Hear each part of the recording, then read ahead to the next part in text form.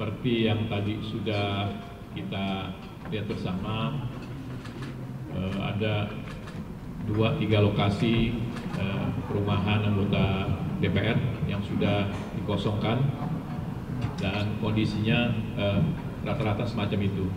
Memang kalau dibuat klasifikasi, ada rumah yang kondisinya masih baik, ada yang kurang baik, dan ada juga yang memang kondisinya cukup masuk parah gitu ya.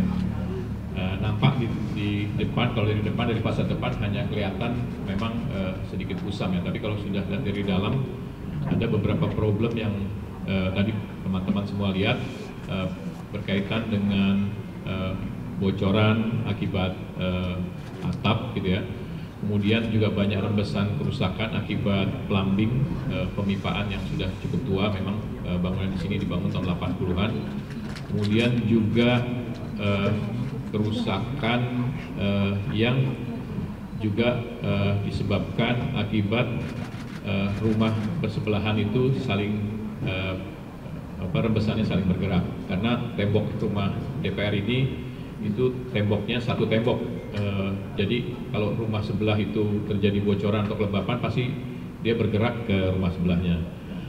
Dalam pemeliharaan rumah jabatan ini kami menggunakan aplikasi yang namanya Perjaka, perawatan rumah jabatan anggota Kalibata. Nah, dalam Perjaka ini itu setiap hari keluhannya rata-rata sekitar antara 10 sampai 15 keluhan dalam catatan kami. Tapi pada saat musim hujan keluhannya itu cukup banyak, banyak sekali akibat khususnya bocoran gitu ya. Nah, dalam aplikasi kami keluhan yang utama sebenarnya di samping bocoran dan kerusakan plumbing dan juga saluran, macetnya saluran gitu ya. Hal lain lagi tambahan mungkin ini juga yang sulit diselesaikan, yaitu masalah banyaknya tikus, dan yang paling parah adalah berkaitan dengan rayap. Rayap itu masif karena dulu kawasan ini memang kawasan tempat tumbuhnya pohon-pohon karet, sehingga setiap tahun kami beberapa kali melakukan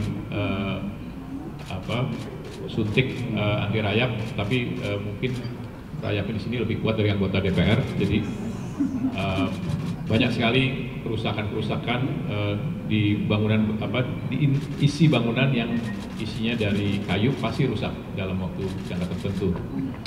Nah, ini yang sudah kami laporkan pada pimpinan DPR, dan waktu itu sudah dilakukan juga rapat konsultasi dengan fraksi-fraksi, sehingga di tanggal 24 kemarin diputuskan dan disepakati untuk kedepannya akan diberikan dalam bentuk tunjangan. Nah, tunjangan ini tentu adalah bagian dari bagaimana cara kami memberikan layanan kepada Dewan, karena persidangan-persidangan yang dilakukan, kegiatan dalam Dewan itu sangat padat, sehingga sudah selayaknya lah anggota-anggota Dewan itu bisa memiliki hunian atau tempat tinggal itu yang layak, yang tenang, yang bisa produktif dalam mengerjakan tugas-tugas konstitusinya. Nah, ini yang menjadi concern kami, dan tentunya berkaitan dengan hal tersebut kami sudah menindaklanjuti, kami sudah melakukan survei-survei sebagian dan bekerjasama dengan appraisal yang nanti akan melihat besaran yang paling realistis itu di tingkat apa. Kami tidak ingin berpretensi mencari nilai yang setinggi-tingginya, apalagi serendah-rendahnya, tapi yang paling realistis seperti apa hunian itu bisa menjadi tempat bekerja anggota Dewan selama 5 tahun ke depan. Saya kira itu adalah catatan kami. Setelah juga tadi teman-teman sudah melihat semua seperti apa kondisinya, dan tentu kami saat ini sedang mempersiapkan dokumen-dokumen dan tahapan-tahapan ke depan bersama dengan Kementerian Keuangan dan Sekretariat Negara untuk menyelesaikan proses pengembalian aset negara ini kepada negara. Saya kira itu.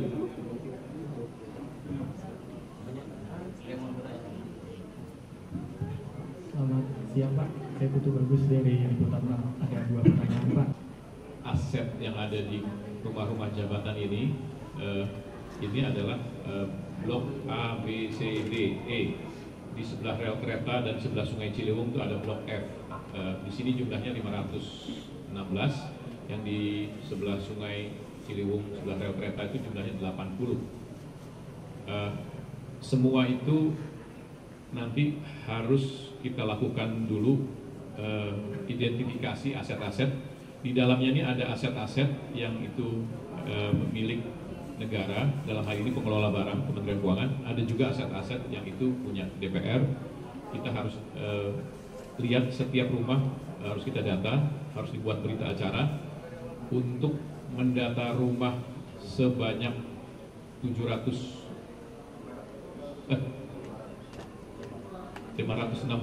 lebih rumah. Tentu butuh waktu.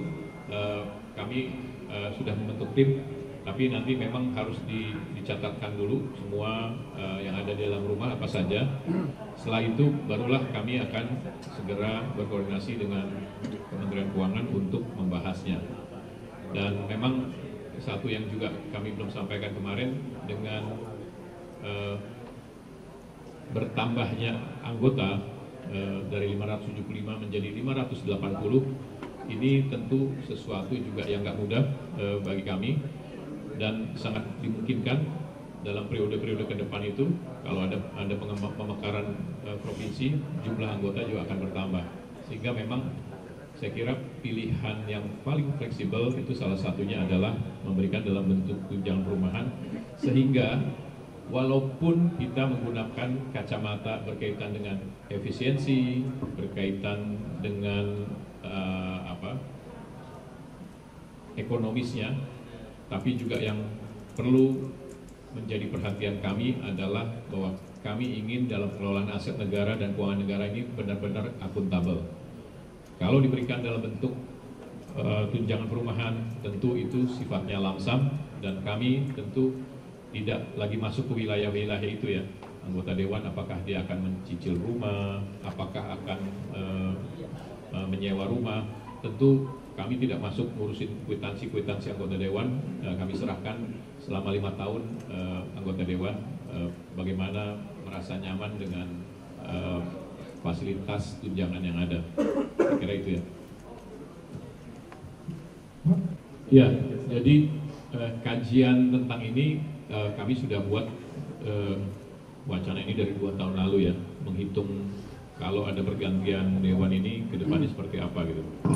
Tentu kalau kajian kami ini mendasari pada kaitan efisiensi, kaitan akuntabel itu utama. 2 hal itu menjadi cara pandang kami. Nah, kajian ini kami sampaikan kepada pimpinan gitu. Kalau dalam bentuk tunjangan seperti apa, kalau direvitalisasi seperti apa. Jadi saya kebetulan latar belakang saya teknis, maka saya paham betul kalau dilakukan perbaikan, tentu perbaikan yang disebut dengan perbaikan seluruh atap itu dan struktur itu harus dilakukan pembongkaran. Pernah dilakukan ini pada 2008 dan 2010 dan itu tidak berpengaruh. Ternyata strukturnya itu masih terus bagian, tadi saya lihatkan di rumah yang pertama itu kan retakan-retakan struktur itu sangat serius dan masif, dan itu nggak bisa diperbaiki dengan hanya ditutup ya, tapi memang strukturnya harus diperbaiki. Jadi kajian kami ini memang kami sampaikan tentu dengan berbagai pertimbangan gitu ya. Teman-teman dari media juga mungkin kalau mengatakan soal efisiensi bisa juga melakukan second opinion dengan beberapa DPR di daerah, di provinsi maupun di kabupaten kota, itu mereka besarannya seperti apa gitu ya. Jadi dengan harga keekonomisan sewa di provinsi-provinsi maupun di Jakarta seperti apa, tentu itu menjadi pertimbangan utama kami.